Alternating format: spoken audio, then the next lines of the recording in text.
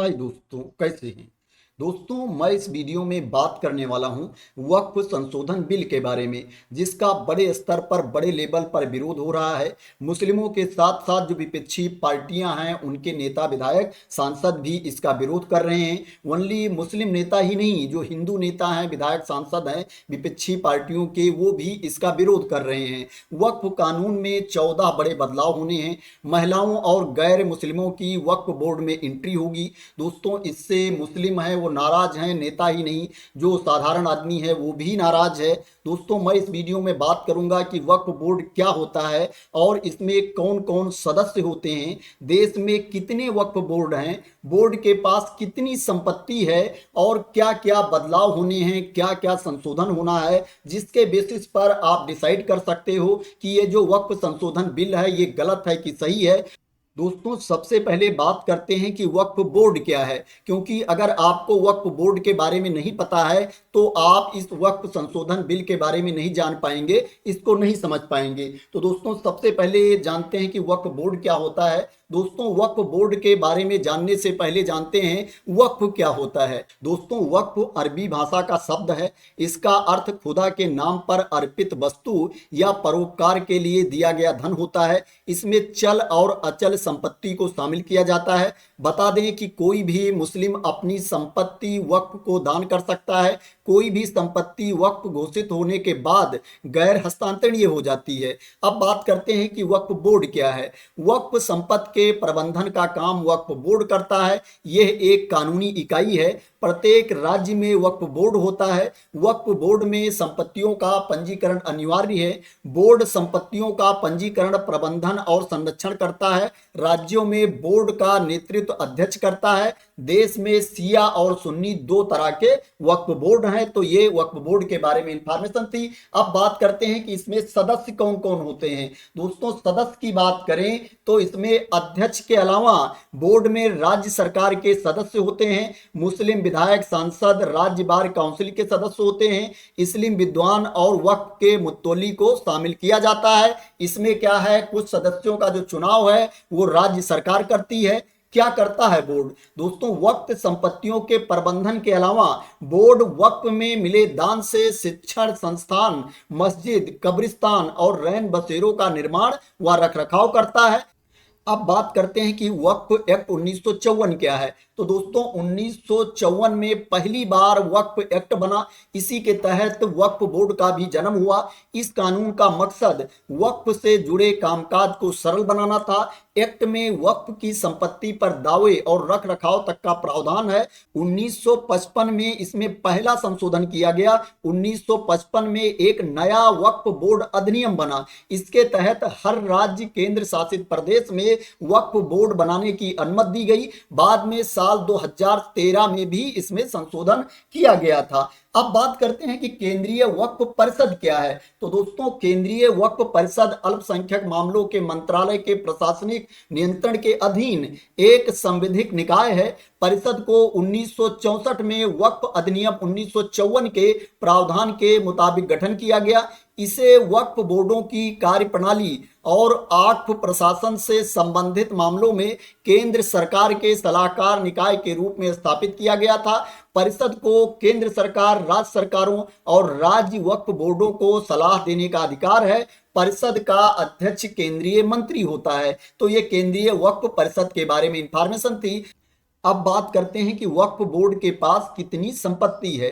Media reports के मुताबिक देश में वक्फ बोर्ड के पास 8 लाख एकड़ से ज्यादा जमीन है। साल 2009 में यह जमीन 4 लाख एकड़ थी। इनमें अधिकांश मस्जिद, मदरसा और कब्रिस्तान शामिल है। वक्फ बोर्ड की अनुमानित संपत्ति की कीमत 1.2 लाख करोड़ है, 1.2 लाख करोड़ रुपए है। देश में उत्तर प्रदेश और बिहार में 2 सिया वक्फ बोर्ड समेत कुल 32 वक्फ बोर्ड हैं। रेलवे और शिक्षा विभाग के बाद देश में वक्फ बोर्ड के पास सबसे अधिक संपत्ति है। दोस्तों, चार्ट के माध्यम से समझते हैं। रेलवे और सेना के बाद देश में सबसे ज्यादा वक्फ की जमीन है। रेलवे की जो जमीन है लगभग 33 लाख एकड़ जमीन है और सेना की जो जमीन है वो लगभग 17 लाख एकड़ जमीन है। और जो वक्फ की जमीन है वो 9.4 लाख एकड़ जमीन है, 9.4 लाख एकड़ कुल जमीन है। अगर वक्फ की कुल संपत्ति की बात की जाए तो इसमें अचल संपत्ति जो है वो 8.73 लाख है, 8.73 लाख अचल संपत्ति है, जिसमें खेत मकान आदि शामिल है। अगर चल संपत्ति की बात की जाए तो 16.70 हजार चल संपत्ति है, 16.70 हजार चल संपत्ति है, जिसमें वाहन जेवर आदि शामिल है। अगर कुल रेवेन्यू की बात की जाए तो इसमें 200 करोड़ प्रति वर्ष रेवेन्यू है वक्फ की। तो ये संपत्ति के बारे में इंफॉर्मेशन थी। अब बात करते हैं कि इस पर विवाद क्यों है। तो दोस्तों, वक्फ अधिनियम के सेक्शन 40 पर बहस छिड़ी है। इसके तहत बोर्ड को रीजन टू बिलीव की शक्ति मिल जाती है। अगर बोर्ड का मानना है कि कोई संपत्ति वक्फ की संपत्ति है तो वो खुद से जांच कर सकता है और वक्फ होने का दावा पेश कर सकता है। अगर उस संपत्ति में कोई रह रहा है तो वो अपनी आपत्ति को वक्फ ट्रिब्यूनल के पास दर्ज करा सकता है। दरअसल अगर कोई संपत्ति एक बार वक्फ की घोषित हो जाती है तो वो हमेशा वक्फ ही रहती है। इस वजह से कई विवाद भी सामने आए हैं। अब दोस्तों, बात करते हैं वक्फ संशोधन के बारे में, जिसको लेकर के विवाद चल रहा है, विरोध चल रहा है। दोस्तों, वक्फ संशोधन बिल में सबसे पहले मैं आप लोगों को 4 बड़े अंतर बताता हूं, उसके बाद डिटेल में बताऊंगा जो 14 बड़े बदलाव होने वाले हैं। दोस्तों, पहले जो पुराना कानून था, इसमें सेक्शन 40 में रीजन टू बिलीव के तहत अगर वक्फ बोर्ड किसी प्रॉपर्टी पर दावा करता है तो उस प्रॉपर्टी का मालिक सिर्फ वक्फ ट्रिब्यूनल में ही अपील कर सकता है। जो नया बिल आया है दोस्तों, नए बिल के अनुसार प्रॉपर्टी का मालिक ट्रिब्यूनल के अलावा रेवेन्यू कोर्ट, सिविल कोर्ट या अन्य ऊपरी कोर्ट में भी अपील कर सकेगा। दोस्तों, दूसरा जो अंतर है, वक्फ ट्रिब्यूनल का फैसला आखिरी माना जाता है, उससे चुनौती नहीं दी जा सकती है। ये पुराने कानून के अकॉर्डिंग है। जो नया संशोधित बिल है उसके अकॉर्डिंग वक्फ ट्रिब्यूनल के फैसले के खिलाफ हाई कोर्ट में अपील की जा सकेगी। जो तीसरा अंतर है, किसी जमीन पर मस्जिद हो या उसका उपयोग इस्लामिक कामों के लिए हो तो वो ऑटोमेटिक वक्फ संपत्ति हो जाता है। नए संशोधित बिल के अकॉर्डिंग जब तक किसी ने प्रॉपर्टी वक्फ को दान ना की हो वो वक्फ संपत्ति नहीं होगी, भले ही उस प्रॉपर्टी पर मस्जिद बनी हो। जो चौथा मुख्य अंतर है, वक्फ बोर्ड में महिलाओं और अन्य धर्म के लोगों की नियुक्ति नहीं हो सकती। ये पुराने बिल के अकॉर्डिंग है। जो नया बिल है, नए बिल के अकॉर्डिंग वक्फ बोर्ड में 2 महिलाओं और अन्य धर्म के 2 सदस्यों की नियुक्ति हो सकेगी। तो ये 4 बड़े अंतर हैं दोस्तों। अब डिटेल में आप लोगों को बताता हूं जो 14 बड़े बदलाव होने वाले हैं। वक्फ एक्ट में 3 कैटेगरी में होंगे कुल 14 बड़े बदलाव। जो पहली कैटेगरी है, वक्फ बोर्ड के स्ट्रक्चर में बदलाव होगा। आर्टिकल 9 और 14 में बदलाव कर 2 महिला मेंबर शामिल होंगी, उसमें 2 गैर मुस्लिम मेंबर शामिल होंगे। सिया सुन्नी सहित पिछड़े मुस्लिम समुदायों से भी मेंबर शामिल होंगे। बोहरा और अगखानी मुस्लिम समुदायों के लिए अलग वक्फ बोर्ड बनेगा। केंद्र सरकार सेंट्रल वक्फ काउंसिल में 3 सांसदों, लोकसभा से 2, राज्यसभा से 1 को रख सकेगी। जरूरी नहीं है कि वो मुस्लिम हो, अब तक तीनों सांसद मुस्लिम होते थे। तो ये पहली कैटेगरी का बदलाव है जो वक्फ बोर्ड के स्ट्रक्चर में बदलाव होगा। जो दूसरी कैटेगरी का बदलाव है, वक्फ बोर्ड की प्रॉपर्टी पर नियंत्रण। सीएजी या सरकार की तरफ से नियुक्त ऑडिटर वक्फ प्रॉपर्टी का ऑडिट करेंगे।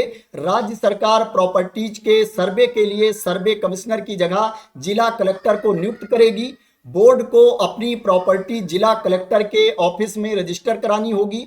कलेक्टर किसी वक्फ प्रॉपर्टी को सरकारी संपत्ति मानता है तो उसे राजस्व रिकॉर्ड में बदलाव करवाकर राज्य सरकार को इसकी रिपोर्ट देनी होगी। जब तक कलेक्टर किसी विवादित प्रॉपर्टी पर रिपोर्ट नहीं देते उसे वक्फ प्रॉपर्टी नहीं माना जाएगा। यानी सरकार के फैसला ना लेने तक प्रॉपर्टी को वक्फ बोर्ड कंट्रोल नहीं कर सकेगा। बिना कागजात के कोई संपत्ति वक्फ नहीं मानी जाएगी। मसलन मस्जिदें वक्फनामे के बिना भी वक्फ की संपत्ति होती थी, अब ऐसा नहीं होगा। जो तीसरी कैटेगरी का बदलाव है वो है वक्फ की विवादित प्रॉपर्टी का निपटारा। धारा 40 खत्म होगी। इसके तहत वक्फ को किसी संपत्ति को अपनी संपत्ति घोषित करने का अधिकार था। वक्फ ट्रिब्यूनल के फैसले को कोर्ट में चुनौती दी जा सकेगी। अभी तक वक्फ ट्रिब्यूनल के फैसले को सिविल, राजस्व या दूसरी अदालतों में चुनौती नहीं दी जा सकती थी। नए कानून के बनने से पहले या बाद में किसी सरकारी संपत्ति को वक्फ की प्रॉपर्टी घोषित किया गया है तो अब वो वक्फ प्रॉपर्टी नहीं होगी। तो ये 14 बड़े बदलाव थे। इसके अलावा छोटे छोटे बदलाव होंगे तो क्या है, उसकी इंफॉर्मेशन आप लोगों को अलग से मिल जाएगी। ये 14 मुख्य बदलाव थे जो 3 कैटेगरियों में ये बदलाव किए जाएंगे। आशा करते हैं आपको क्लियरिटी मिल गई होगी कि वक्फ संशोधन बिल के द्वारा क्या बदलाव किए जाने हैं, पुराने वक्फ बिल में क्या संशोधन किया जाना है। अब दोस्तों आप डिसाइड कर सकते हो कि ये जो वक्फ संशोधन बिल है ये सही है कि गलत है। आप लोगों को क्या लगता है दोस्तों, आप लोग कमेंट में जरूर बताइएगा। दोस्तों मैंने ये जो इन्फॉर्मेशन आप लोगों को दी है, मीडिया के थ्रू जो इन्फॉर्मेशन आई है, दूसरे सोर्सेज के थ्रू जो इन्फॉर्मेशन मिली है, वहां से कलेक्ट करके मैंने आप लोगों को इन्फॉर्मेशन दी है। अगर आपको इसमें कोई विरोधाभास लगता है या कोई इन्फॉर्मेशन गलत लगती है तो आप लोग अपने लेवल पर भी वेरीफाई कर लेना। आशा करते हैं दोस्तों आप लोगों को ये इन्फॉर्मेशन अच्छी लगी होगी। दोस्तों अगर आपको इन्फॉर्मेशन अच्छी लगी हो, वीडियो पसंद आई हो तो इसको लाइक कर देना, शेयर कर देना, और चैनल को सब्सक्राइब ना किया हो तो सब्सक्राइब कर लेना इसी तरह की एजुकेशनल वीडियो के लिए, इंफॉर्मेशनल वीडियो के लिए। तो थैंक यू सो मच दोस्तों फॉर वॉचिंग।